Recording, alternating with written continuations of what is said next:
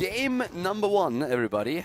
We had a bit of a disconnect earlier in our first attempt to play the game, and now we're of course going to try to make it happen for real. To the left side we have the Pandas. Panda Global, the former team Kappa Wolves, is playing against Blaze. And well, we have Salmon Leoric for the team to the left, aka Face, is playing Tassadar. Michael Udall on the Lost Vikings. We have B-Kid on Jaina, and Big EMPCT is playing Sylvanas. To the right side of the map, you on Uther, we have Rufflecopter on Reyna for Blaze, and we're seeing Gladius on Zeratul with Battery on Muradin, and Jason on Kelthas. So, let's check out how this is going to go here.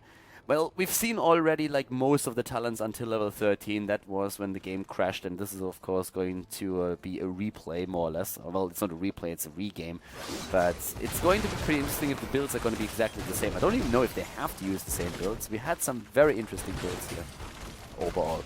Especially, of course, on Tassadar, who's the solo support for the team. Nice kill against Leoric. That's a good start into the game for Team Blaze. And I've been going over this in our last, well, in the last game, or in the last version of this Sky Temple match that we've seen that unfortunately crashed. But of course, especially for the people that just tuned in, or for the people who are going to watch the YouTube video, we're going to go over a few of those thoughts again.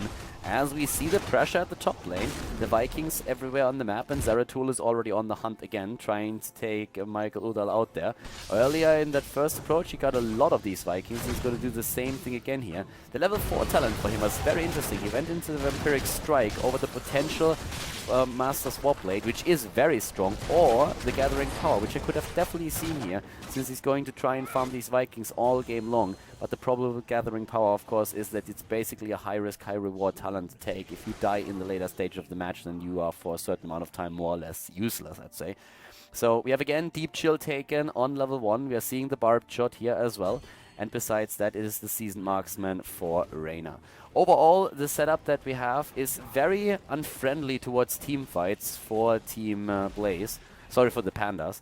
It's not really a good team fight lineup that they're running here, since Tassadar is the only support, and the longer the game goes, especially the longer these fights last, the more unfortunate their situation is going to be in the battle itself, because Uther is going to have a very great day just healing all of his teammates up again.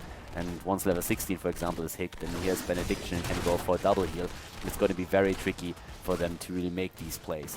So we have the talents now taken. It's exactly the same talents that we already had before. Again on level 4, the Vampiric Strike for Zeratul, and we have Mental Acuity. So Tassadar is really a hero that we have to talk about a lot. He's the only support for Team Panda Global. We have him on level 1 with the Reinforced Structures. A talent that I actually kind of like. It so far has been mostly played on Haunted Mines. Not a map that we see a lot, but when you saw Tassadar there, then this is one of the best talents that you can go for, because it just allows you to keep those structures alive a bit longer. Good kill against Reyna now. The problem that we have in this case is that going into Mental Acuity because of that Zeratul, of course, doesn't give you the Leeching Plasma. And that in itself wouldn't really be a big issue if you would still go for the Kala Embrace on level 7, so that you can at least preload the shield on structures and also on heroes. But the way that they played it was more focal. Oh, nice, the kill again, Zeratul again. The way that they played it was a bit different. They actually decided to go on level 7 into Mule. And that is also really nice. I mean, the entire setup of Tassadar is basically so that you can make sure that all of these structures are not dying as fast as they normally would, and also that they can get healed or repaired again. And that's pretty solid. So their setup is really dedicated to just like soaking experience, roaming around the map, trying to counter push a bit, and that is extremely powerful here. In the last game, it was more or less an even match till the game finally dropped, but right now we are with a level lead for Team Pandas Global, already very much ahead of them. The problem is that Zeratul doesn't get those kills against the Vikings in the way that he did before, and this is really starting to screw with them. The level 7 talent again with the Frost Armor on Jaina. It's more or less the anti-melee assassin talent. It's mostly about the auto attack, so it can also be taken against the ranged assassin, but it's mostly in play when there is a melee assassin in the game, and that's of course the Zeratul right now. 14 seconds until Leoric is going to be back, so we see at least another kill for Team Blaze. And we have with the level 7s now also Wave of Light, Boundless Conviction, and we are seeing the follow through as the additional damage talent for Zeratul himself. With the Mule, as I already mentioned earlier, taken now on the side of Tassadar, and we have the Paralyzing Rage which is the talent on the side of Leoric. So overall, it's really just one of these builds that gives you map sustain, I want to say, for Team Panda's Global. And that is... I want to see how they are going to play this in the later stage of the game, because right now they can secure them quite easily an experience lead. But once that we have those big team fights happening over temples in the later stage of the match, there should be an advantage for team plays, and that's what we're currently waiting for here. Nice tower pressure already down to the bottom of the map. You, Jason, are already starting to move in. Wafflecopter with another attempt to take these structures down, and we all know how important it is to eliminate structures on this map. Zeratul is working against it. Eric is taken down, and at the top lane we have Sylvanas pushing in heavily, but of course that push at the bot lane is assisted by the temple that is now being taken. Then in the mid lane there's another attack against these Vikings, and they're about to go for Balog. Zoning is already happening, and wow. Balog is barely able to get out here, but we have now even the Mule committed. There's level 8 versus level 9, nearly 10. Fort is down though, but this build, I mean, these guys are pushing with 2 bruiser cams now. Somebody has to rotate over there, and it should not be Zeratul. If these guys stay here, they can go through the entire wall. Level 10 is ready for them now too, with the March of the Black King again. There has to be a reaction, and so far it has been pretty late. There's no level 10 yet either, so yes, Psalm on his Leoric moves back, but Panda's Global is doing a great job there, going through that wall, taking that down. Mid fort is now attacked as well. Level 10 versus level 10, but it's still a pretty tricky spot. Battery against the Vikings, and also Tacita is fine. Well, he's using his avatar here to get away. Should have that jump in a bit. No, maybe no mana either. Oh, and he crashes. Well, if you're one of those glass statues and then you jump on the ground, then of course. So yeah, he's dead. Leoric, on the other hand, yes, boundless conviction kill gets him then. And it's level 11 versus level 11. So overall, the game is definitely not going as well for team plays as it did in the last time we played here. But with those kills that they are securing right now, they are starting to get a bit of headway again. And it showcases pretty much what I said at the beginning of the match. The longer the match lasts, the more Uther is going to play a huge role in this setup, and then they should be able to get ahead. Team fights should be very strong for them. But well, so far I have to give some credit also to the Pandas Global, because they've been really running the strength of their lineup quite well. Soaking experience, just like pushing different lanes. And in terms of structures, they are way ahead. They are far ahead. And again, the kill against, well, Muradin. Gladius is trying to move away. They're attempting to turn it around. Maybe a potential kill against one of these heroes here, especially, of course, Leoric. Oh! The March of the Black King in your face, dude. He hits that scepter full in the face of Zeratul and Muradin. Oh my god, sorry, Zeratul and Uther. Wow, that was the money ultimate right there. Level 13 talents now as well, and once again we are seeing the Burning Rage taken here. And down to the bottom of the map, we have now one temple ready that Balog could take over. Over here to the top, you see the same thing. And yeah, this is starting to become a bit dangerous for team plays. They were in a much better spot in the last game before the rematch, but well, these servers here today unfortunately made that rematch necessary. Everybody dropped out, including me, not only the players. Like we had 6-7 players dropping at the same time, and then I dropped out as well, so we had to restart.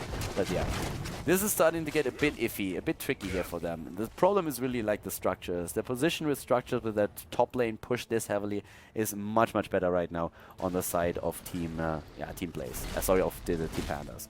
The Pandas Global have a solid spot there. But it's not like they took down all of the forts yet. They are really getting some traction with that temple at the top to take down this one here in particular. And they're starting already to attempt and move in again. Zeratul is on the hunt as we speak. And this time he is going to get a kill, I suppose. Yeah, this... Oh, he should be able to get this. Wow, that missed blink and the go used. Balog survives. But still the fight here and the kill against Leoric. Very solid moves here by team plays. And they have now the Burning Rage on 2 heroes, Zeratul, and also on Muradin, and the chain bombs. And that's of course what they've been waiting for a long time. And here comes the kill against Sylvanas. So yeah, this is also going to make the life of the Vikings a lot harder. And as I've said before, a lot of times you actually have people arguing about, do you pick Vikings into Khaldor? Does that make sense? Is it too risky? And of course, if the Vikings are all together, as we see Tassadar die here, then you can do a lot of damage with those chain bombs. You can really get a lot done with this. The problem that you always have is that a good Vikings player should be able to use his jump to negate a lot of that potential damage that we see there. And yeah, of course, if your jump is already in cooldown and you have the Vikings clumped up with the rest of the team, then these chain bombs can annihilate so much. They can do so much damage. But a good Viking player should be able to at least counteract Khaldor to a certain regard. To a certain degree. So right now we have boss taken as well. Good kill against Jaina here. And yes, with the boss taken and them now going for the Vikings too, they are getting quite a bit of traction. Nice move actually with that longbow. So very well done here for a Viking player.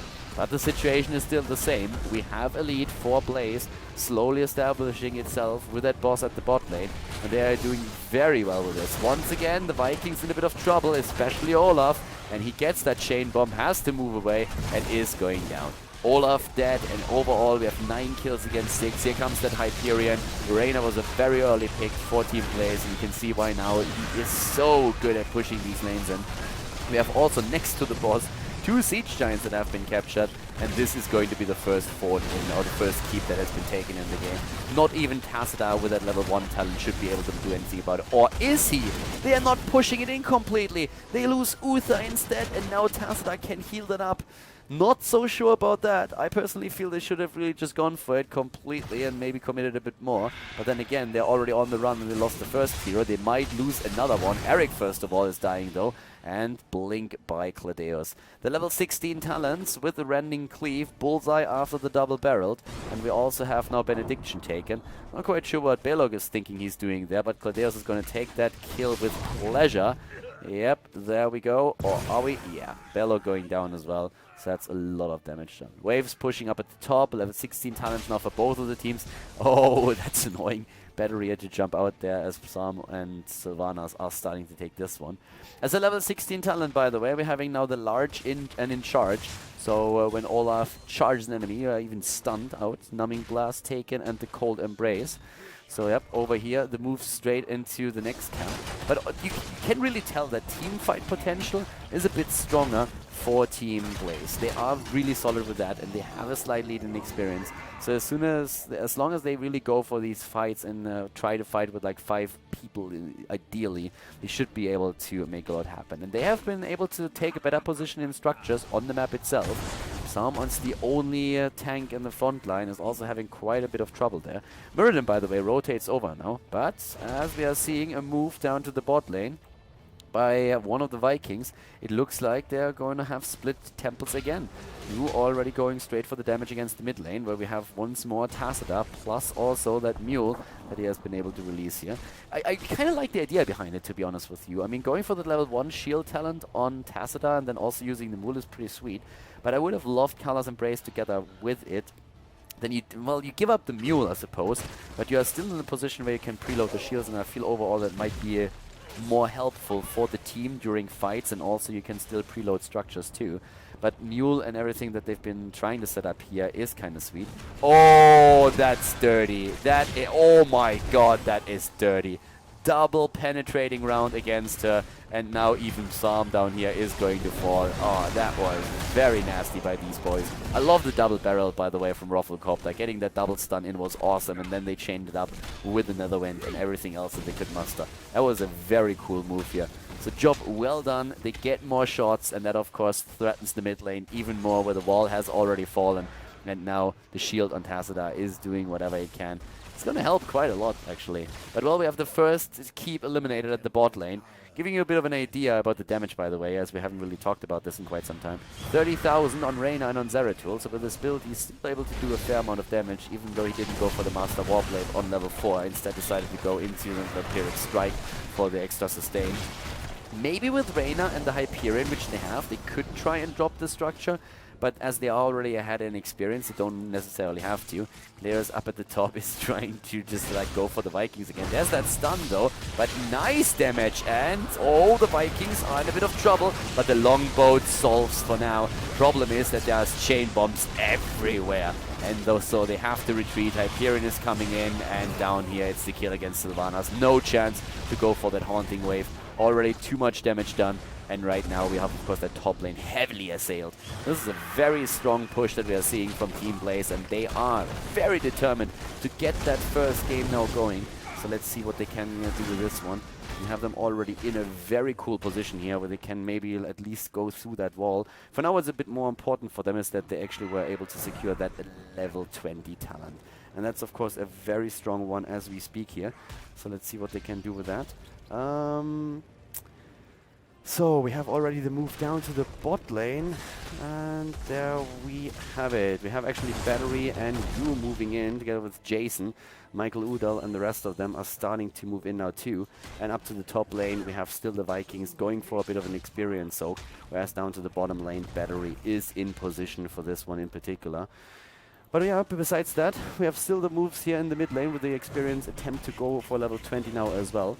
But yeah, Jason, you, everybody is starting to go. And oh, that was quite a nice blast against that wave. But besides that, a go for the boss without the level 20 talent, that's pretty ballsy. And I'm not quite sure what exactly they can do with that. Yeah, that's going to be quite nasty. I mean, Nexus Frenzy, Rewind is already against them, Hardened Shield and everything else. So they start to move in for this one, and it should be a boss in the hands of the red team. Or 20 versus 20 at least for now.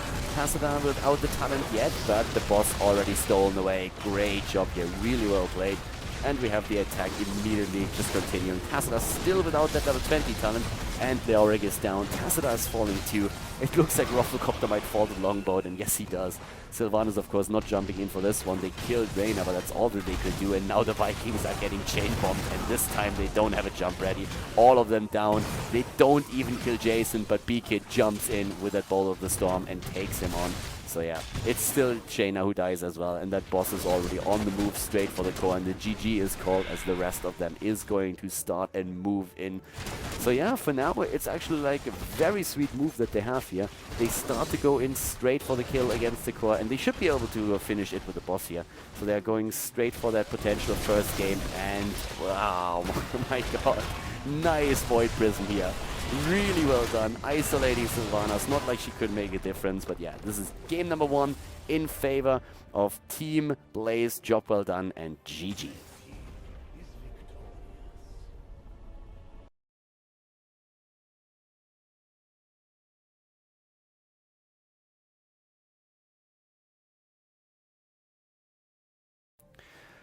Alright guys, Panda Global is playing versus Blaze now, and we have Dragonshire as the map, and Abathar actually banned out again. The game, of course, we are currently in the second game here, and we have Abathar in this case plus a Tyrande band, which would allow for that Zagara again. It's actually kind of interesting. If you really compare the last few weeks, I mean, we casted now, of course, for 4 weeks already the North America qualifier, and we had Kel'Thas and Tyrande as one of the most prioritized heroes for both of the teams, and now all of a sudden we see that huge focus onto Zagara, which is, of course, quite powerful as well. But it's still pretty cool to see that the meta is shifting again a little bit, and that there's certain like things that are just like trending right with the pro teams. On Dragonshire in particular, of course, Zagara is extremely strong since she can dominate one of the lanes. Usually it's the top lane, and try to just like get one of those shrines. That's also one of the things that shifted around in the past when we saw Zagara more as a hero that with a tri-lane or even with a quad lane was pushing the bot lane, but right now it's just the top lane where the hero is usually being used. Kel'Thas at this point is being used as well, and we have him in this case right now as the first pick on the side of Panda Global. They could go into an Uther here, they could go into a Muradin, ETC. Oftentimes you're just seeing the team either to go into the Muradin or trying to just like break up that ETC and Uther combination, which can make a lot of work with those divine shielded mosh pits. Zagara here at the same time is now in a position where she could actually combo off that as well, so Panda Global has to be really careful what they pick. Oftentimes, I personally think that they were probably thinking about going into a Muradin here, but they go for the ETC, and I like that choice, because I feel that if it wasn't for the Zagara, I'm pretty sure they would have gone for a Muradin here. But with that Zagara in play, if you then allow ETC plus Uther, then you have a really, really tricky setup on the opponent already, with more into mosh pit into more, like all these different combos that you can really use there. For Team Blaze now, it's most likely going to be that Muradin, and there we have it. And it could be the Uther together with it, or they could just simply say, hey, we want to have another damage dealer already, set that into motion right now, and see what we can do with that. So at this point, we're going to wait just a second of what exactly they are going to try and run here. But yeah, there are definitely a couple of things that they could attempt to use. Uther would be, I guess, or Reyna again for that pushing power. And Team Blaze actually picked that Reyna already very early in the last draft, which just shows how popular that hero actually is for them. Yeah, and we also have now the Panda global setup with a ban. They could go for a support ban here again, so that might actually work if they are able to get one of those supports away, because so far we don't really see too much here. They have a Kel'Thas. North America, I'm not quite sure if you would go as far as to really ban out a Malfurion, but he's oftentimes picked as a counter to what we're seeing from Panda Global here with the Kel'Thas in particular. Then again, you could also comment off the Zagara more, so that's one of the options. It's the Tassadar is also another hero that Blaze played in the last game. It depends, of course, a bit on what Panda Global is going to try and pick here. I suppose that they themselves would really love to play the Uther, but Blaze is most likely going to ban Uther out, so it would surprise me a bit if they wouldn't do that. So, yeah, there's a Jaina ban that works also, of course, extremely well with that Zagara that we're seeing here. And the Uther ban, as already expected. It would have been a really big surprise if they would have not gone for the ban on Uther here. Because you want to make sure that you're not running into a position where ETC is going to just, like, annoy you the entire time.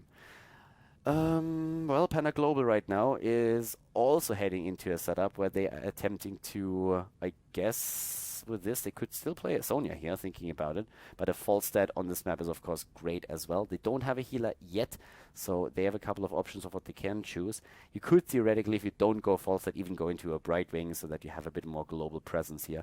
But yeah, false stat alone is already going to be one of those heroes that will allow you to just like jump from shrine to shrine. If you have Brightwing, of course, you can go into any kind of situation and are very global on the map. But it's more likely that we're going to see a different hero here for the heals. Karazim is still available. It is the Malfurion, actually. They pick him away. Okay, so instead of banning him out, they pick him away from Team Blaze and have now a setup where they at least are in a situation where they make sure that Team Blaze does not have a direct counter to those chain bombs with Tranquility, trying to maintain those, of course, throughout the team fight.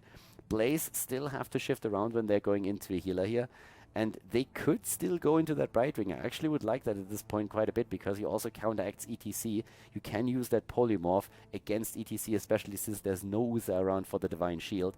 And we're also seeing, of course, a potential for a Tassadar here still. You can go Brightwing and Tassadar if you really want to, but then you have to kind of make sure that you still get the damage in, because Reyna and Zagara are pretty cool when it comes to all of that, but they could even add a bit more damage to this. If they want to have a bit more area of effect damage, then Vala would probably be the best choice, and Sylvanas hasn't also been chosen yet. So those are 2 or 3 heroes that are very powerful with the setups that are being run here, especially that Wailing Arrow after the Maw can really destroy a team. You get into a Maw and then you get hit by that silence right away. So Sylvanas is very strong for that combo. When it comes to the AoE damage, then on the other hand, then you are very likely to go into something like a Vala if you really want it.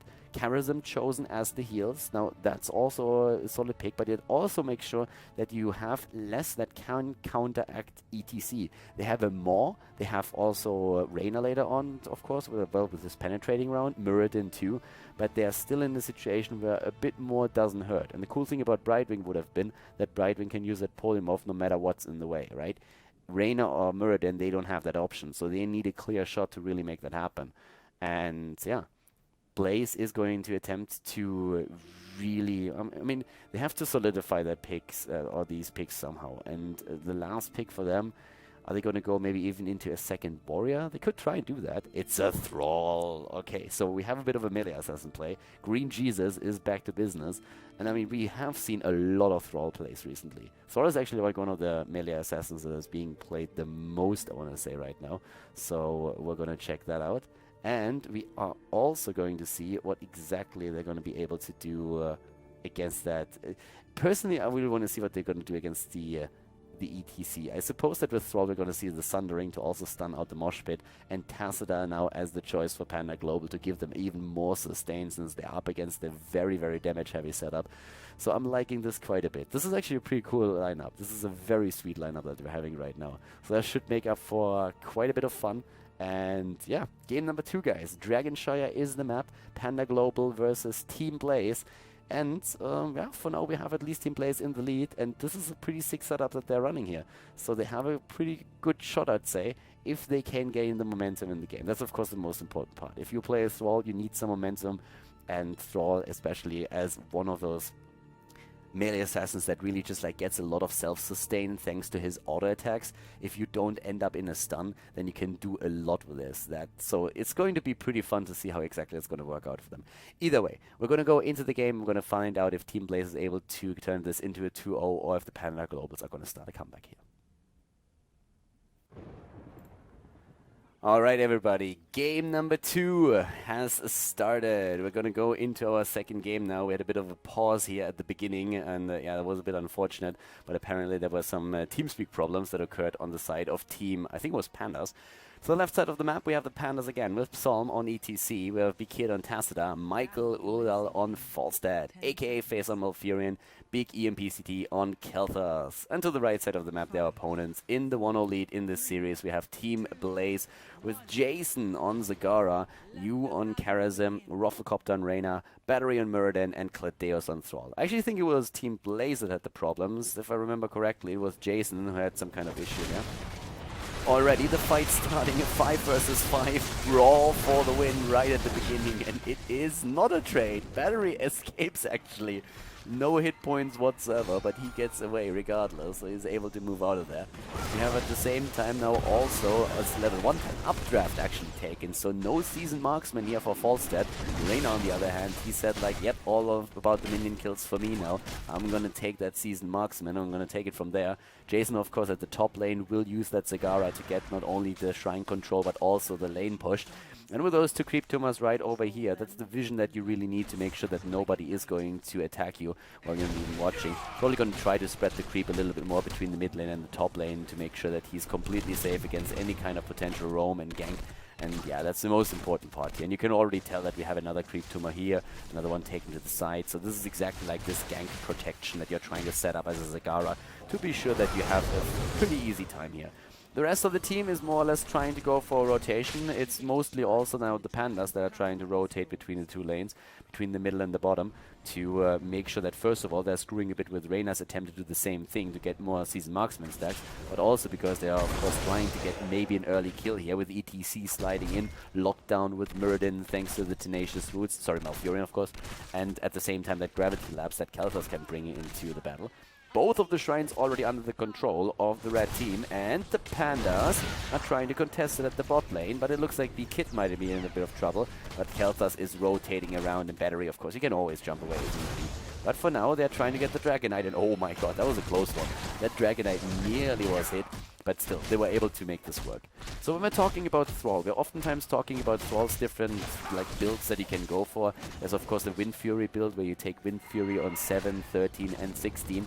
And where you aim into, first of all, Envenom on level 4, and on level 1 you go for Season Marksman. It's a pretty solid build, it's a good build. A Chain Lightning is also very powerful, and that's what they see. Oh, the kill against Khaldor's. Job well done. Khaldor's kill already secured. And if you're talking about the Chain Lightning build, of course, we have on level 1 the Rolling Thunder. We're seeing on level 4 the Right Lightning. Usually it is the follow-through on level 7 then as the next talent. And it looks actually like we're going to see an immediate Dragonite here. Yeah, well done. Blaze secures the first Dragonite, and they're starting to move in into the mid lane. Very early, by the way. 2 minutes and 40 seconds. That was a very solid approach there. Very nice performance. So they are able to get some additional experience. And they are already a level ahead. They are already a level ahead right now. Pretty crazy, actually. Very, very well done here by them. And with this, they are now in a very solid position. They're able to take down the towers in the bot lane. Maybe as well as they're rotating down with the Dragonite. And there's already Reyna at work. We're also seeing with the level 4 talent now, of course, Illumin's Grace for the extra range on Malfurion. And even Mental Acuity taken to make sure that Zagara can not place those tumors everywhere on the map, but that Tassadar has at least some counterplay possible for himself. The big problem really that we're seeing right now for the Pandas is that they're already falling far behind in this early game. Once the level 10 hits, of course, it's going to be a completely different ballgame. Karazim even taken out now. So apparently over here he went a bit too far. He was like stuck behind the gate. I guess he dashed in, or I'm not quite sure what he did. But yeah, it was definitely a mistake. Mistakes were made here. Level 7 talent gives now even the endless creep over to Zagara, and that is of course a super talent now here as well. So with the endless creep taken, this is going to be a very great game for them. Because, well, in terms of vision, right? So you, of course, give up a bit of damage that you have. I mean, you are lacking the battle momentum, all the lane sustain. Sorry, if you would have gone instead for a simple approach to use, well, let's say, for example, the rapid incubation. But you get a lot of vision on the map and therefore control over what's going on. You get camp control, and that's exactly what they're aiming for. And just as a side note, look at this creep spread that we see right there. This creep spread, I mean, Jaedong would be proud of this creep spread, alright? This is like Jaedong creep spread that we're seeing here. Scarlet would be proud of this creep spread. We have 4 minutes into the game and nearly the entire map is covered with it. That is quite something. Follow through as already expected, the level 7 talent here. We're seeing on level 7 now also the Echo of Heaven taken. And at least we're seeing the Pandas starting to fight back. They have now, after Prog Rock as the level 1 talent, they just keep rocking on level 7, and Groupies will be the 13 talent for ETC. But even Tassadar with more damage now. Static Charge on his side. Secret Weapon and Power Throw still taken. So solid talents overall, but even more damage on Tassadar, and just the attempt to really bring some more DPS towards these fights, since they already realized that they might be a little bit low, only relying on Khaldor and Falstad. Top lane, again, the pressure here, big wave coming in. And also a very early level 10 for them. These kills that they secured in the early game, especially that Dragonite that they got, was amazing for them. The problem is they're going to get an easy second Dragonite if games continue as is, because we have level 10 any second now, and the 10 should allow them to get all the control that they need. Zagara already catching the first one, and that's going to be Dragonite. That's or is it? Yeah, easy. Easy. Easy peasy.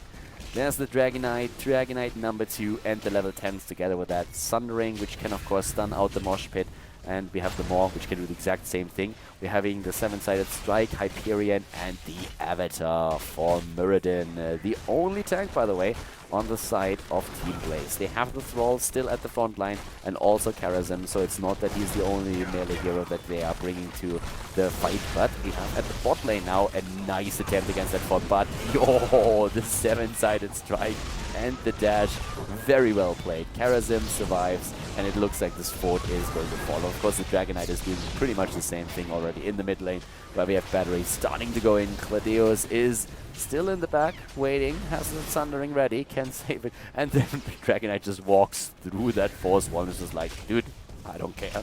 I really don't care whatsoever. So, yep, level 10 versus level 11, and that brings us now into the Mosh Pit. The force wall, as you could just see. Tranquility, Phoenix, and we're seeing the Mighty Gust, which apparently was already used to save Falstad. Just barely, by the way.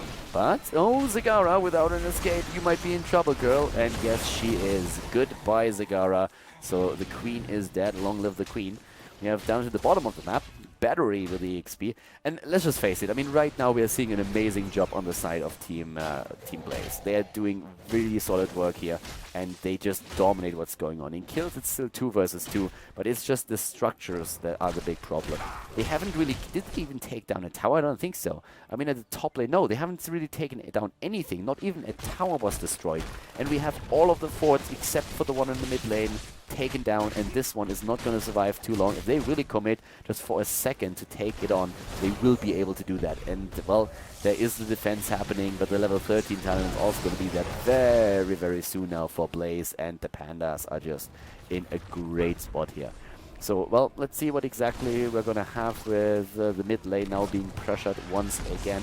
Yeah, here comes again the move, and Blair, Banelings, Psalm at the front, trying to tank a bit of that damage. The shield, of course, that he gets from B-Kid really helps to negate some of it.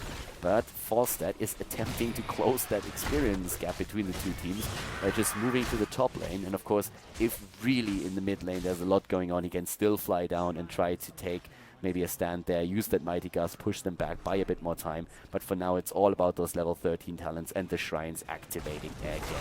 A level lead that we're seeing for Blaze now, and we have now Relentless taken. We're seeing the double barrel. There's the Thunder Strike, Spell Shield, and also Mutalisk. Oh, already the Sundering, and they're trying to go for the camp battery. Oh, just barely jumps away. Not quite taking it, but they still, the camp at least was secured. And that's against the level 13 talents. That was pretty powerful. Even with Sundering being used, it looked for a second like they're trying to set up a bit of an AoE trap there. You can do some amazing things if you hit a good Sundering and push the opponent into one spot, especially if you're also running a Zagara that has more. And Zagara has taken the camp up at the top. It's still level 13 versus level 12. ETC is there. Oh, the 7-sided strike. That already did a solid amount of work, but a great move here on Malfurion, going straight for the Tranquility. So that worked for them now. Job well done, healing everybody up, but of course all of these abilities are now in cooldown, and ETC has still the Mosh Pit, Mighty Gust as well. Stormbolt attempt against Khaldor's not working, they're going in against Zagara and they get the kill. They are wrecking. Pandas are actually doing a great job here now. The Pandas with a very, very solid move, able to take down not only that entire wall, but they also eliminated one of the heroes, even though they didn't have the level 13 talent at the time. By now they do, and they have groupies. We're talking Giant Killer now on Falstad. We have the Chain Bombs, and that's the big one, of course. Plus Malfurion with the Ice Block here on level 13. So this is a pretty tricky spot that we're having in this game. Oh, the Mosh Pit! And he gets it in. But he might... Oh, Karazhan is down.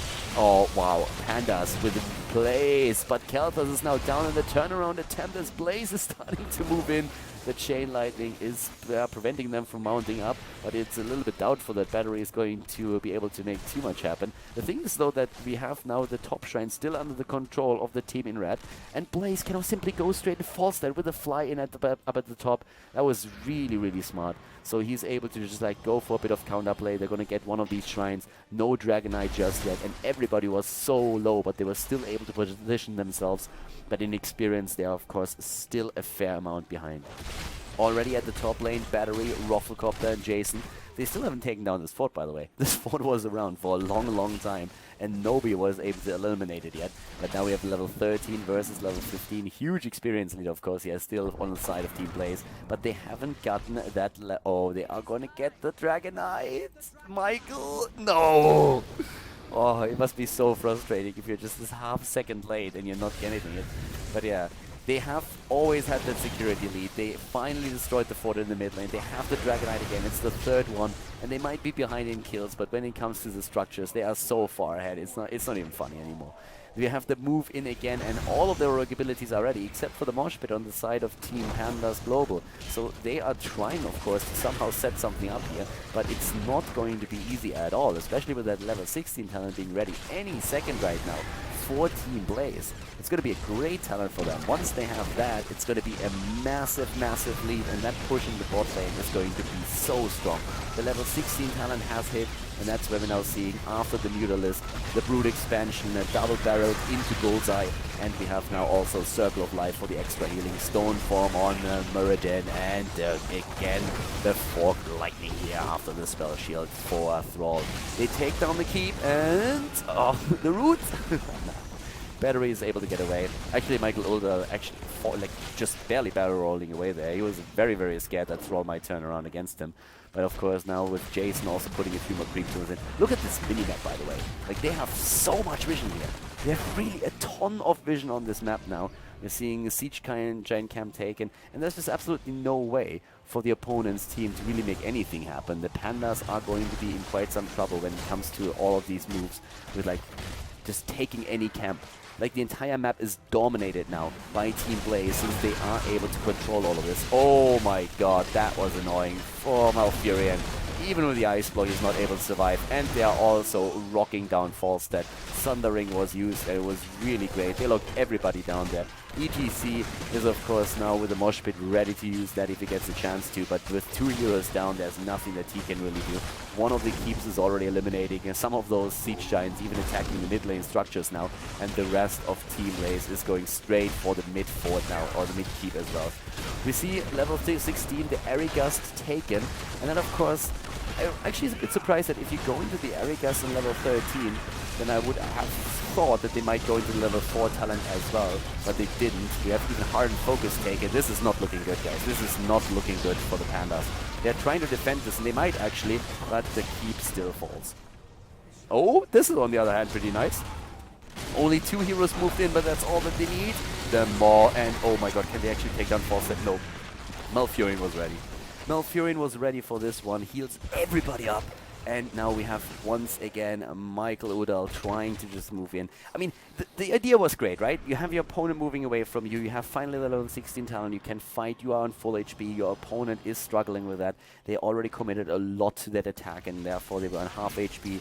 And in this case, it was just absolutely no way for them to really take a big fight. So you try and fly in, you fly behind them, you mighty gust them into the team, and you take it from there. The problem is that only really 2 of them were hit by that, and they could still move away quite easily, especially since Falstad obviously moved out like a long way. He really exposed himself and nearly died there too. Reyna wasn't able to get enough damage in, but later on in the game with even more season marksman stacks, Falstad has to be super careful.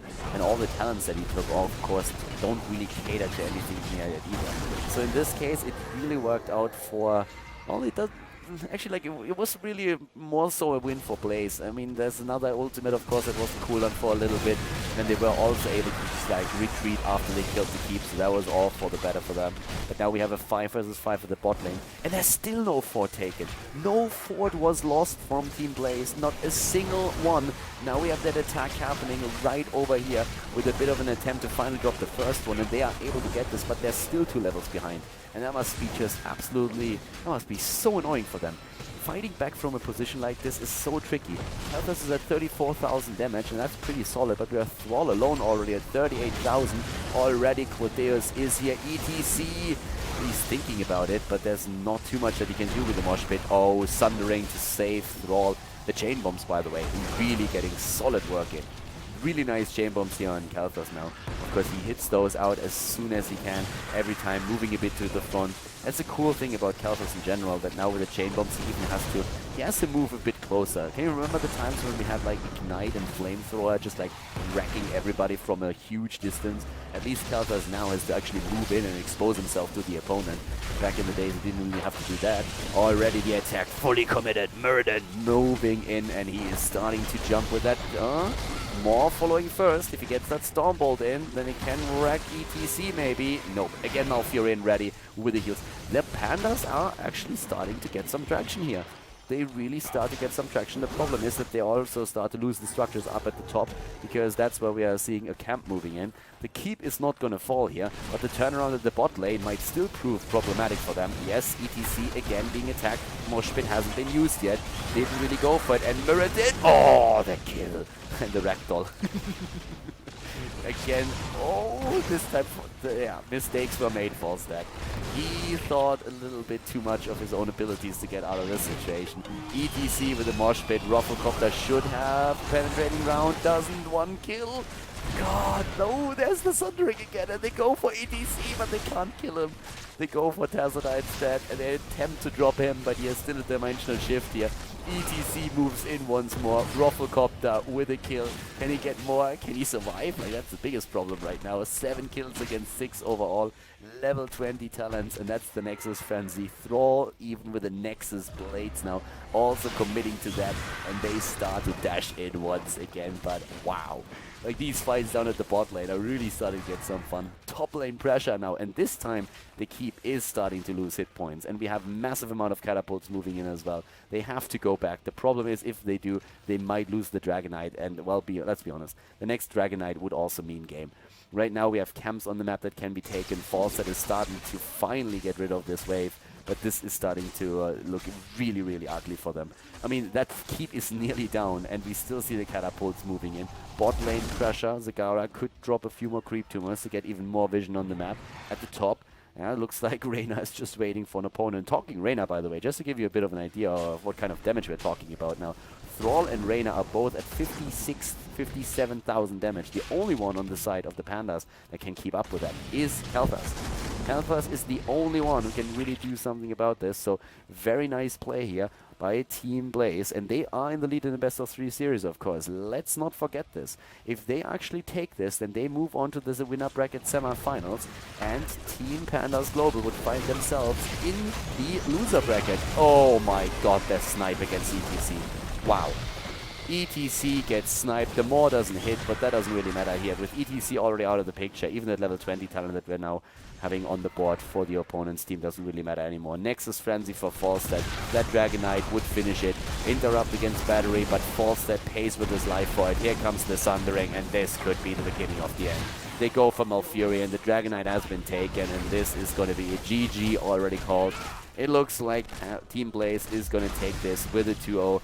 B-Kid, he gets away here, but of course that Dragon Knight is marching in right now. Looks like Khaldor, they really want him, don't they? So they go for Khaldor, drop him too. Didn't really matter anymore, but they wanted him anyways. It's a GG, a 2-0 victory for Team Blaze. Very well played here, good job, and they advance to the winner bracket. Semifinals of the End of the Storm North America playoffs.